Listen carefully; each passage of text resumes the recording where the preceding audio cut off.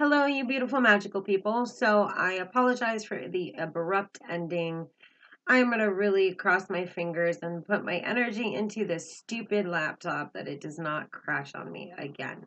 So it did crash on me, so it did end abruptly, but I deleted a bunch of stuff, including the last video that I uploaded, the first video, part one. So hopefully I'm okay. So as I ended it, it's hard for the people from your past to move as forward as you do during this process. So please, by any means, burn a piece of paper, do a banishing spell, do what you need to make amends with yourself and the fact that you apologized and move forward, okay?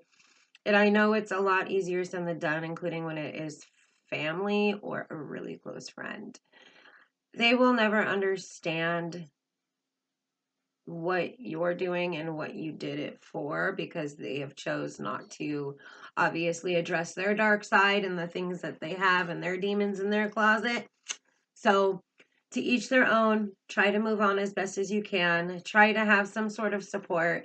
I am here to support if you would like to reach out.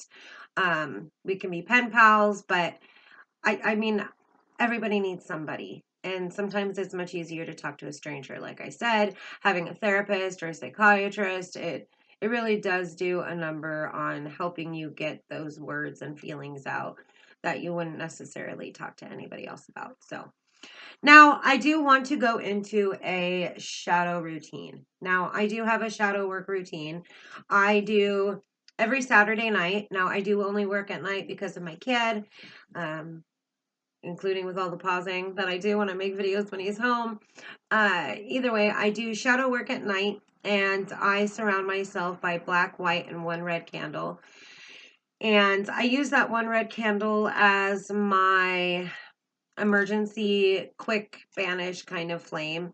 I know it's weird and I don't think I've ever seen or heard any other witches do it, but I like the quickness of it. It's mentioned a lot in hoodoo, and again, I do mix my hoodoo with my witchcraft. So I, again, very much so believe that every witch should have Of Blood and Bones by Kate Fruler in their arsenal. It deep dives into your dark side, and she really makes it adamant that your magic isn't going to be 100% until you reach, some sort of conclusion into your dark side. And not necessarily conclusion, it is something that we will all work on for the rest of our lives if we choose to do so. So either way, routine wise, I surround myself by that, and then I use my crystals. And I found this beautiful article by tarotpugs.com on Pinterest, and she mentions no, I shouldn't say she because I can't find who wrote it. The person mentions a lot of the crystals that I use. I use a moonstone with black chips, which this is absolutely gorgeous. It's so pretty, and that usually sits with Hecate. My jet, my onyx, my tourmaline, my crystal quartz, and my obsidian. And so I surround myself in a crystal grid, which is one of the mentions that she has in her article. So I think that's pretty cool that great minds think alike. And I do my meditation, and I sit there with my shadow work journal, and I meditate for 5 to 10 minutes, including if I'm tired, I'll do 5 minutes because I will fall asleep and probably burn my hair off. And so there is no specific time to do this. Obviously, if you don't have children, you don't have to worry about all that stuff. To each their own. Do it safely, whether it be inside or outside. Just make sure if you go outside to do any of your shadow work, you are somewhere where people aren't going to be around to think that you're out there doing some sort of black magic seance or some stupid crap. And so, again, I use these as well for my dark moon time. So the 3 days that we have the dark moon, I found these at the dollar store, and I think I've bought them all at both dollar stores in my town.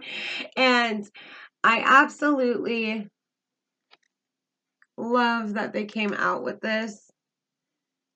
And it is a dark moon candle. And I like that it's dedicated to the dark moon. And it is driftwood and sage. And it actually does smell really good for dollar store stuff.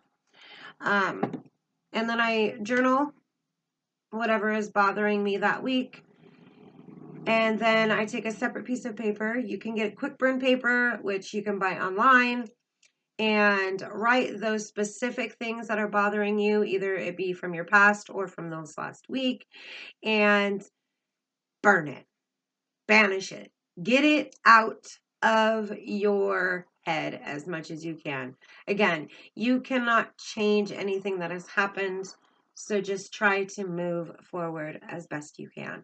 I know it is easier said than done, so that is what I do. So I do candles, crystal grid, meditation, and then journal, and then burn bad thoughts or whatever it is that I need to burn. And then I also do a tarot reading pertaining to just my shadow self.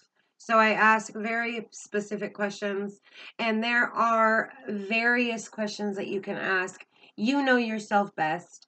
So ask questions and be true to yourself. Make sure you shuffle and cut your cards appropriately so that you are getting a accurate reading. And there are books out there that specifically work with tarot and the shadow self. There aren't much, but there are some, and it can at least give you an outline. I found one that got three-star reviews, was the most common, and I did a quick overall, and I did like her spreads, so I did use those this last Saturday, I believe. So again, you know, just try to bring yourself to a, not ritual, but a routine that works best for you. So again, I do every Saturday, so 4 Saturdays, and then the 3 days of the dark moon. It doesn't matter what days those set on. I am specifically working with the dark moon, and I do my banishing. Any kind of hexing or curses are done during the dark moon. Now, I know there's a very, very frowned upon, but again, I work hoodoo and I work witchcraft, and I don't do anything that goes against the threefold law. So don't judge me. To each their own.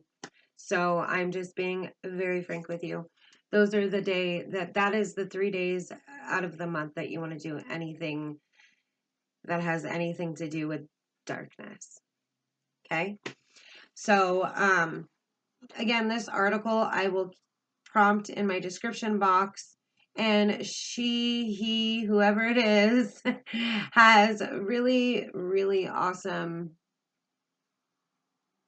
insight. It can give you kind of an overall idea of what you want to do to get yourself started on a shadow self routine. I do like, I'm trying to find, so this is a quote. If you're performing spells, quote, if you are performing a spell that is meant for doing dark work such as transform, heal, and release aspects of the shadow self, crystals can be added to spells to enhance the energy of the working. If you wish to carry crystals during your meditation or while journaling, you can create a spell/charm bag that contains herbs, tokens, and herbs that are associated with shadow work. I have already done that. It's over there and I forgot to grab it, and I don't want to get up and grab it. I hate getting up off.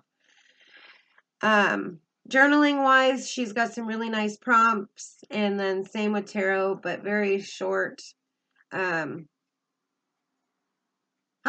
She's got some, they have some references.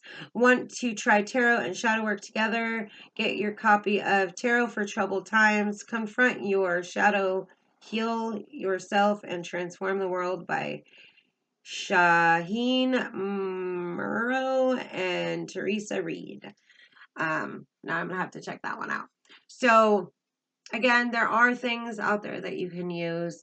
And again, Saturday, is the day you want to do your shadow work and during the dark moon.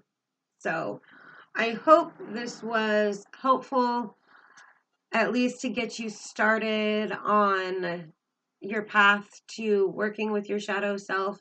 Again, I truly believe that when you start addressing these things, your magic gets so much better, because you don't have those burdens in your subconscious. I know it probably doesn't make any sense, but it's so eye-opening, and it's so helpful to help you move on and to make your amends and to break out of those cycles and habits and phobias and fears, and to know that you are a awesome, beautiful person inside and out, and we all make mistakes, whether they be big or small. They're all still mistakes. We're human, unfortunately.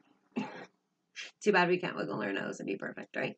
So on that note, if you have any questions or want to see an idea of what I do during my shadow work ritual on Saturdays, I would be more than happy to do that for you.